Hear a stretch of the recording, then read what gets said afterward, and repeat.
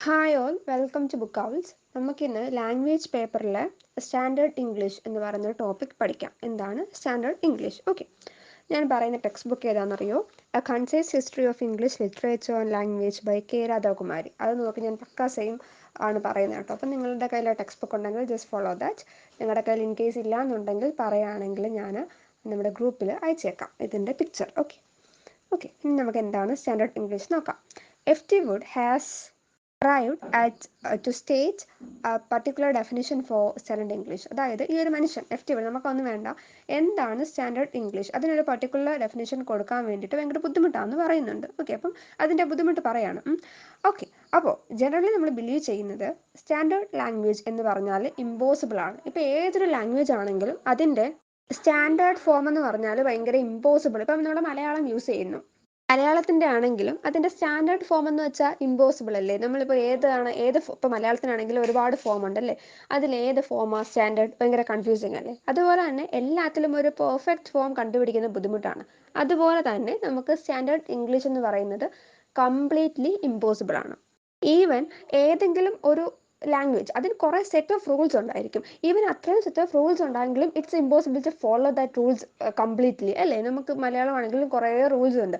നമ്മൾ ആ റൂൾസ് അനുസരിച്ചിട്ടാണോ നമ്മുടെ ലാംഗ്വേജ് യൂസ് ചെയ്യുന്നത്? അല്ല. അപ്പം it's impossible to use in that way.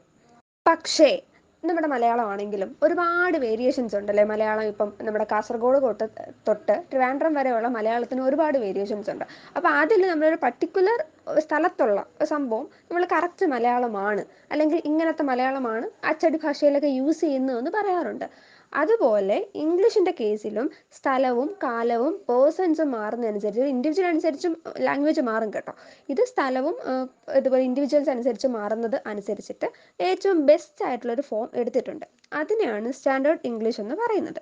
Okay, അതായത് ചിലപ്പോൾ സിൻടാക്സിലോ അങ്ങനെയുള്ള എന്തെങ്കിലുമൊക്കെ ഡിഫറൻസ് ഉണ്ടായിരിക്കും. It is a standard form of speech which every educated persons understands and aims at speaking. It stands above regional dialects. People who speak this standard form are understood by each other, which would not have been possible if they spoke in their local variants. അതായത് ഞാൻ മലയാളം വെച്ച് തന്നെ പറയാം. ഇപ്പോൾ നമ്മുടെ കാസർഗോഡൊക്കെ ഉള്ള നമ്മൾ use ചെയ്യുന്ന ചില വേർഡ്സ് ഉണ്ട്. ആ വേർഡ്സ് ചിലപ്പോൾ ട്രിവാൻഡ്രംകാർക്ക് അത് കേട്ടാൽ എന്താണെന്ന് പോലും മനസ്സിലാവില്ല. ട്രിവാൻഡ്രംകാർ യൂസ് ചെയ്യുന്ന ചില വേർഡ്സ് ചിലപ്പോൾ മലപ്പുറംകാർക്ക് എന്താണെന്ന് പോലും മനസ്സിലാവില്ല. ബട്ട് ബേസിക്കലി ആ ഒരു വേർഡിന് നമ്മൾ സ്റ്റാൻഡേർഡ് ഫോമിൽ യൂസ് ചെയ്യുന്ന ഒരു വേർഡ് ഉണ്ടായിരിക്കും, അതെല്ലാവർക്കും മനസ്സിലാവും. അതുപോലെയാണ് സ്റ്റാൻഡേർഡ് ഇംഗ്ലീഷ് എന്ന് പറഞ്ഞാൽ. ഇംഗ്ലീഷ് ബേസിക്കലി ഒന്നേ ഉള്ളെങ്കിലും it have a load of variance. ഈ ഒരു വേരിയൻസിൽ എല്ലാവർക്കും മനസ്സിലാവുന്ന ഒരു പർട്ടിക്കുലർ ഇതുണ്ട്, ഡയലക്റ്റ് ഉണ്ട്. ആ ഡിലക്റ്റാണ് standard English. Daniel Jones defined Standard English as that the most usually heard in everyday speech in the families of southern England whose men for have been educated at the great public schools. ആദ്യമൊക്കെ ആണെങ്കിൽ standard English കൊണ്ട് ഉദ്ദേശിച്ചത് ഭയങ്കര educated ആയിട്ടുള്ള elite family use ചെയ്തിരുന്ന language ആണ്. ശേഷം it's not a monopoly of someone else, എല്ലാവർക്കും യൂസ് ചെയ്യാൻ പറ്റും, അങ്ങനത്തെ ഒരു രീതിയിലേക്ക് മാറി. നമുക്കിതിൻ്റെ പ്രത്യേകിച്ച് അങ്ങനെ ഡെഫിനിഷൻ ഒന്നും കൊടുക്കാൻ പറ്റില്ല. എങ്കിൽ പോലും സദേൺ ഒരു ഇംഗ്ലണ്ടിലെ ആൾക്കാർ യൂസ് ചെയ്തിരിക്കുന്ന ഭാഷയാണ്, അതാണ് നമ്മുടെ standard English. Okay, standard English has grown and developed from the dialect of London. The dialect used in and around London gained predominance over other dialects for various reasons. ഈ London ആ സ്ഥലത്ത് ഉപയോഗിക്കുന്ന ഇംഗ്ലീഷിൻ്റെ variant ആണ് standard English. എന്തുകൊണ്ടോ ആ ഒരു particular സ്ഥലത്ത് ഉപയോഗിച്ചിരുന്ന ലാംഗ്വേജ് ഒരുപാട് കാര്യങ്ങൾ കൊണ്ടിട്ട് ഇമ്പോർട്ടൻ്റ് ആയിട്ട് മുന്നോട്ട് കയറി വന്നു. നമ്മളിപ്പോൾ റിസീവ്ഡ് പ്രൊനൗൺസിയേഷൻ എന്നൊക്കെ പറയത്തില്ലേ, അങ്ങനെ London may be trade centre ആയതുകൊണ്ടായിരിക്കാം, അല്ലെങ്കിൽ ലണ്ടൻ അത്രയും ഇമ്പോർട്ടൻസ് ഉള്ളത് കൊണ്ടായിരിക്കാം, അല്ലെങ്കിൽ ഒരു മെട്രോപൊളിറ്റൻ സിറ്റി ആയതുകൊണ്ടായിരിക്കാം. It is the seat of administration, the centre of national life and the hub of social and intellectual activities. ഇതൊക്കെ കൊണ്ട് അവിടെ ഉപയോഗിക്കുന്ന പർട്ടിക്കുലർ ഡിലക്റ്റ് എന്തുകൊണ്ടോ ഭയങ്കര ഇമ്പോർട്ടൻ്റ് ആയിട്ട് മുന്നോട്ട് വന്നു. അതിന് പിന്നീട് സ്റ്റാൻഡേർഡ് ഇംഗ്ലീഷ് എന്നൊരു പേരിൽ അറിയപ്പെടാൻ തുടങ്ങി. It was the East Midland dialect with of course slight variations that was used in the universities of Oxford and Cambridge. Okay, അപ്പോൾ ഈസ്റ്റ് മിഡ്ലാൻഡ് ഡിലക്റ്റ് ആ ഒരു ഡിലക്റ്റ് ആയിരുന്നു ഓക്സ്ഫോർഡിൻ്റെയും കേംബ്രിഡ്ജും യൂണിവേഴ്സിറ്റീസ് യൂസ് ചെയ്തത്. യൂണിവേഴ്സിറ്റീസ് യൂസ് ചെയ്തത് കൊണ്ട് തന്നെ അത് വളരെ എലൈറ്റഡ് ആയിട്ടുള്ള പീപ്പിൾ മാത്രം, എലൈറ്റ് ക്ലാസ് മാത്രം യൂസ് ചെയ്യാൻ തുടങ്ങി. കാരണം യൂണിവേഴ്സിറ്റിയിൽ പോകണമെങ്കിൽ പഠിക്കണം, എഡ്യൂക്കേറ്റഡ് പീപ്പിൾ ആയിരിക്കണം. അപ്പോൾ അവർ യൂസ് ചെയ്യാൻ തുടങ്ങി. അങ്ങനെ it was then became the monopoly of A particular elite people. ശേഷം എല്ലാവർക്കും പ്രോപ്പർ എഡ്യൂക്കേഷൻ കിട്ടാൻ തുടങ്ങിയതോടെ ഇതെല്ലാവരിലേക്കും സ്പ്രെഡ് ചെയ്ത് മാറി. കാക്സ്റ്റൺ ആരാന്നറിയോ? നമ്മൾ പ്രിന്റിംഗ് പ്രസ് ഇൻട്രൊഡ്യൂസ് ചെയ്ത മനുഷ്യനാണ് ഇംഗ്ലണ്ടിൽ. ഇദ്ദേഹം ഈ ഒരു dialect, East Midland dialect popularise ചെയ്യാൻ തുടങ്ങി ഒരു പ്രിന്റഡ് വർക്സിലൂടെ. അങ്ങനെ ആൾക്കാർ ഇത് വായിച്ചിട്ട് they get use to this dialect. Moreover, the East Midland stood between the two extremes, the southern and northern dialect. Okay, എങ്കിൽ പോലും നമ്മൾ കുറച്ച് മുന്നേ പറഞ്ഞു സദേൺ ഡിലക്റ്റ് ആയിരുന്നു പ്രോമിനൻറ്റ്. ഈ സദേണിൻ്റെയും നോർത്തേണിൻ്റെയും ഒരു ഇൻ ബിറ്റ്വീൻ ആയിട്ടായിരുന്നു ഈസ്റ്റ് മിഡ്ലാൻഡ് ഡയലക്റ്റ് നിന്നിരുന്നത്. The southern dialect were extremely conservative, while northern dialect showed great readiness to change. അതായത് ഈ സദേൺ നമ്മൾ പറഞ്ഞു LH പീപ്പിൾ യൂസ് ചെയ്തിരുന്ന സംഭവമായിരുന്നു. അത് ഭയങ്കര കൺസർവേറ്റീവ് ആയിരുന്നു. അവർ ചേഞ്ചസിലോട്ടൊന്നും അങ്ങോട്ട് അഡാപ്റ്റഡ് അല്ലായിരുന്നു. They were not ready to accept the changes in language. ലാംഗ്വേജിൽ കാലക്രമേണ ചേഞ്ചസ് ഒക്കെ ഉണ്ടാവും. അതൊന്നും ആക്സെപ്റ്റ് ചെയ്യാൻ ആ കൺസർവേറ്റീവ് സദേൺ ആൾക്കാർ റെഡി ആയിരുന്നില്ല. ബട്ട് നോർത്തേൺ എന്ന് പറഞ്ഞാൽ അതിനകത്ത് ഡിഫറെൻ്റ് ആയിരുന്നു. അവർ എന്തും ആക്സെപ്റ്റ് ചെയ്യാൻ they were ready to accept the change.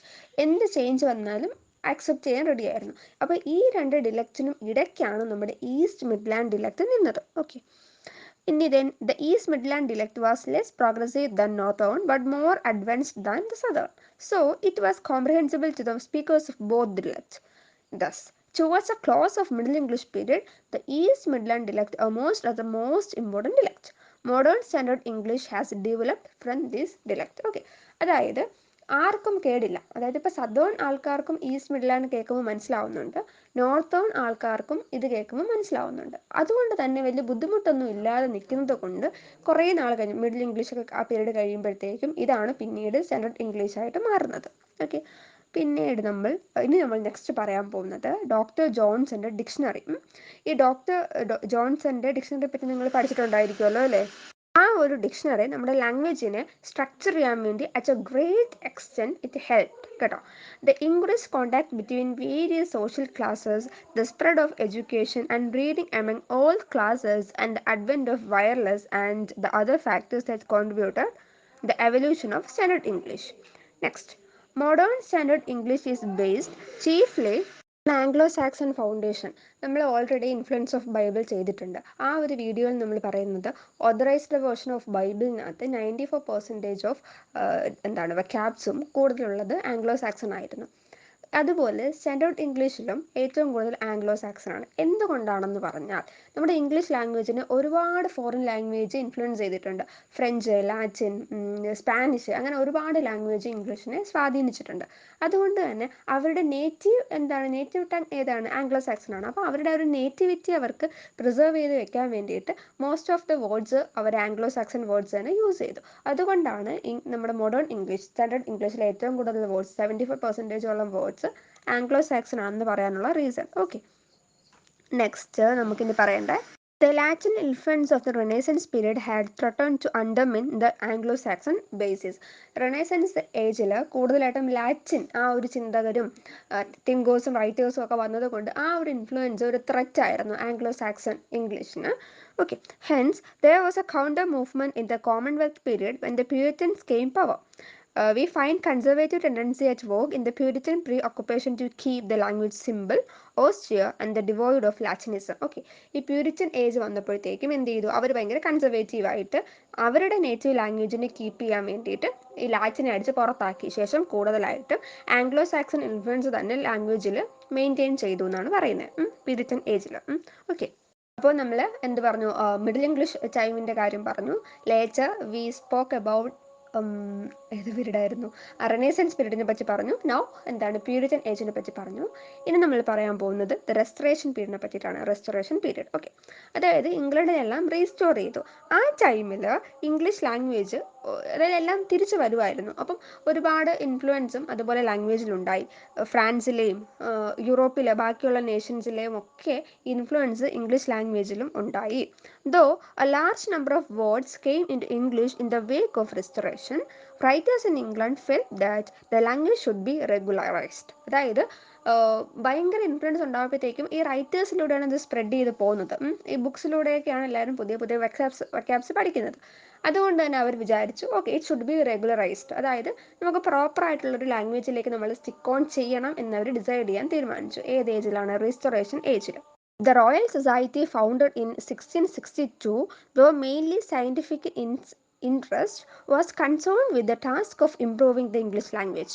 Writers like Dryden and Walter were the members of this society. Okay, Royal English Society, the Royal Society, 1662 അത് ഓർത്ത് വെക്കണം. ഡ്രൈഡനും വാളറും ഇതിൻ്റെ മെമ്പേഴ്സ് ആയിരുന്നു. ഓക്കെ, നമ്മൾ റെസ്റ്റോറേഷനും പറഞ്ഞു. ശേഷം നമ്മൾ പറയുന്നത് 18ാം നൂറ്റാണ്ടിലാണ്. ഓക്കെ, ആ ടൈമിൽ doctor Johnson's attempted to arduous task of compiling the first English dictionary. In spite of its imperfections, Johnson's dictionary provided an approximate standard for good and correct English. അതായത് അദ്ദേഹം ഡിക്ഷണറി ഇൻട്രൊഡ്യൂസ് ചെയ്തു.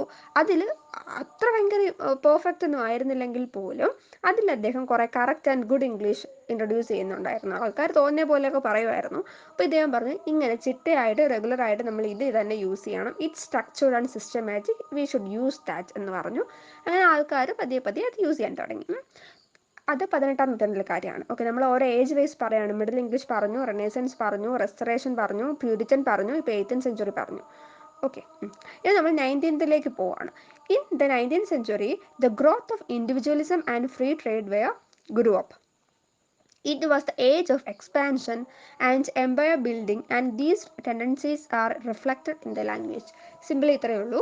നമ്മൾ കുറച്ച് മുന്നേ പറഞ്ഞു restoration ഏജിൽ ഈ ഫ്രാൻസിൻ്റെയും യൂറോപ്പിൻ്റെയും ഒക്കെ സ്വാധീനം ഉണ്ടായിരുന്നു ലാംഗ്വേജിൽ. 19ാം നൂറ്റാണ്ടായപ്പോഴത്തേക്കും അവരുടെ എംപയർ ബിൽഡ് ചെയ്യാനുള്ള തിടുക്കത്തിലായിരുന്നു. അതായത് അവർ കോളനികൾ എസ്റ്റാബ്ലിഷ് ചെയ്യാൻ തുടങ്ങി. അങ്ങനെ അവരെന്ത് ചെയ്തു, അവരുടെ കോളനിയിലേക്ക് വരുന്നു. അവിടെ വരുമ്പോഴത്തേക്കും അവർ കുറേ പുതിയ വേർഡ്സ് അവർ അഡാപ്റ്റ് ചെയ്യും. ആ വേർഡ്സ് അവർ അക്സെപ്റ്റ് ചെയ്യാൻ തുടങ്ങി. ഇപ്പോൾ നമ്മുടെ ഇംഗ്ലീഷിലൊരു വേർഡുണ്ട് ജാഗനട്ട് എന്ന് പറയുന്നത്. ആ ഒരു വേർഡെന്ന് പറഞ്ഞാൽ അതാണോ, അത് തന്നെ. ആ ഒരു വേർഡെന്ന് വെച്ചാൽ നമ്മുടെ പൂരി, ഒഡീഷ, അവിടുത്തെ ജഗന്നാഥ ക്ഷേത്രത്തിലെ ജഗന്നാഥൻ, ആ ഒരു പേര്, അതിനകത്തുനിന്ന് വന്നൊരു ടേമാണ് ഈ ഒരു വേർഡെന്ന് പറയുന്നത്. അതുപോലെ അവർ കോളനിയിലേക്ക് വരുമ്പോഴത്തേക്കും കോളനീസിൽ നിന്നുള്ള കുറേ വേർഡ്സ് അവർ എടുക്കുന്നുണ്ട്, അവരുടെ ലാംഗ്വേജിലേക്ക് എടുക്കുന്നുണ്ട്. ഇപ്പോഴാണെങ്കിൽ നമ്മുടെ ഇഡ്ഡലി സാമ്പാർ, അതൊക്കെ അവരും ഇഡ്ഡലി സാമ്പാർ എന്ന് തന്നെയല്ലേ പറയുന്നത്. അങ്ങനെ നമ്മുടെ ലാംഗ്വേജിൽ നിന്ന് അവർ എല്ലാ ലാംഗ്വേജിലും അവരുടെ എല്ലാ കോളനികളിൽ നിന്നും അവർ കുറേ ലാംഗ്വേജ് ഇൻട്രൊഡ്യൂസ് ചെയ്യുന്നുണ്ട് അവരുടെ ലാംഗ്വേജിലേക്ക്. ഓക്കെ, ഇപ്പം നമ്മളാണെങ്കിലും നമ്മൾ ഉപയോഗിക്കുന്ന കുറേ വേർഡ്സ് ഉണ്ടല്ലോ, അത് അവരുടെ വേർഡ്സ് അല്ലേ. അതുപോലെ അവരും നമ്മുടെ വേർഡ്സ് കുറേ അടിച്ചു മാറ്റിക്കൊണ്ട് പോകുന്നുണ്ട്. The growth of science and social theory made it necessary for the people to explore the resource of the classical languages and coin words of scientific and technical nature. Side by side with this phenomenon, there was a movement for the purification of the language by excluding foreign terms and replacing them with Anglo-Saxon words. Okay, അങ്ങനെ കുറേ നാൾ കഴിഞ്ഞപ്പോഴത്തേക്കും ഇങ്ങനെ words ആയി, അവിടുന്ന് ഇവിടുന്ന് ഒക്കെയുള്ള words ആയി. അപ്പോൾ അവിടെ വേറൊരു മൂവ്മെൻറ്റ് തുടങ്ങി, ഈ ഒരു വേർഡ്സിനെയൊക്കെ അടിച്ച് പുറത്താക്കിയിട്ട് ആംഗ്ലോ സാക്സൺ വേർഡ്സിനെ തന്നെ കൊണ്ടുവരണം എന്ന് പറഞ്ഞിട്ട്. ഈ ഒരു മൂവ്മെൻറ്റ് തുടക്കമിട്ട ആൾക്കാർ അല്ലെങ്കിൽ ചാമ്പ്യൻസ് ആയിട്ട് നമുക്ക് ടെന്നിസനെയും വില്യം മോറിസിനെയും കൺസിഡർ ചെയ്യാൻ പറ്റും. ഓക്കെ, ഇനി നമുക്ക് മോഡേൺ ആറ്റിറ്റ്യൂഡിലേക്ക് വരാം. The modern attitude seems to be a fine balance of conservatism and progressivism. ഇന്ന് രണ്ടും ഉണ്ട്, കൺസർവേറ്റിസം ഉണ്ട്, ഓൾസോ പ്രോഗ്രസീവിസം ഉണ്ട്. കൺസർവേറ്റിസം എവിടെയൊക്കെയാണ് വരുന്നത് പറഞ്ഞാൽ സ്പെല്ലിങ്ങിൽ, പ്രോഗ്രസീവ്നെസ് എവിടെയെന്ന് വെച്ചാൽ വെക്കാബുലറി. അപ്പം they are strict to their spelling, but they are very progressive to their vocabulary. അവരെല്ലായിടത്തു നിന്നും വെക്കാബുലറി അഡാപ്റ്റ് ചെയ്യുന്നു. അപ്പോൾ ബേസിക്കലി സ്റ്റാൻഡേർഡ് ഇംഗ്ലീഷ് എന്ന് പറഞ്ഞാൽ കേൾക്കുമ്പോൾ എല്ലാവർക്കും മനസ്സിലാവുന്ന ഡിലക്റ്റ് അത്രയേ ഉള്ളൂ. കമ്മ്യൂണിക്കേറ്റ് ചെയ്യണം, അപ്പോൾ അത് കേൾക്കുമ്പോൾ മനസ്സിലാവണം. ഇപ്പോൾ നമ്മുടെ മലയാളമൊക്കെ ആണെങ്കിലും കൊല്ലം അല്ലെങ്കിൽ കോട്ടയം ആ ഏരിയയിലെ മലയാളം ആണെങ്കിൽ എന്താണ്, അതാണ് പ്രോപ്പർ മലയാളം എന്ന് പറയുന്ന ആളുകളുണ്ട്. അപ്പോൾ അത് എല്ലാവർക്കും മനസ്സിലാവും, വേറെ ജില്ലക്കാർക്കും എല്ലാവർക്കും ആ മലയാളം മനസ്സിലാവും. അതുപോലെ ഇംഗ്ലീഷിലും കേൾക്കുന്നവർക്ക് മനസ്സിലാവുന്ന, അവർക്ക് പെട്ടെന്ന് ക്യാച്ച് ചെയ്യാൻ പറ്റുന്ന ഒരു വേരിയൻ്റ് ഓഫ് ലാംഗ്വേജ്, അത്രയേ ഉള്ളൂ സ്റ്റാൻഡേർഡ് ഇംഗ്ലീഷ് എന്ന് പറയുന്നത്. പിന്നെ നമ്മൾ ബുക്സിലൊക്കെ യൂസ് ചെയ്യുന്ന, പ്രിൻറ്റിങ്ങിലൊക്കെ യൂസ് ചെയ്യുന്ന ലാംഗ്വേജ് അതാണ്. പിന്നെ ഫോർമലായിട്ട് യൂസ് ചെയ്യുന്ന ലാംഗ്വേജ് അതാണ്, അത്രയേ ഉള്ളൂ. The ability to express oneself in standard English has become a practical necessary as well as a social accomplishment. Okay, ഇത്രയേ ഉള്ളൂ നമ്മുടെ സ്റ്റാൻഡേർഡ് ഇംഗ്ലീഷ്. അതങ്ങനെ എസ് ആയിട്ടൊന്നും ചോദിച്ച് കണ്ടിട്ടില്ല. മേ ബി ഒരു 4 മാർക്സിനോ മതി ചോദിക്കുമായിരിക്കും. അപ്പോൾ ഈ ഒരു ക്രൊണോളജി പോലെ ആ ഗ്രോത്ത്, സ്റ്റാൻഡേർഡ് ഇംഗ്ലീഷിൻ്റെ ആ ഒരു ഗ്രോത്ത് നമ്മളൊന്ന് ചെയ്യണം. അത്രയേ ഉള്ളൂ. അത് നമുക്ക് ഓർമ്മയുണ്ടല്ലോ. ഓക്കെ, മനസ്സിലായി കാണുമെന്ന് വിചാരിക്കുവാണ്. Thank you for watching.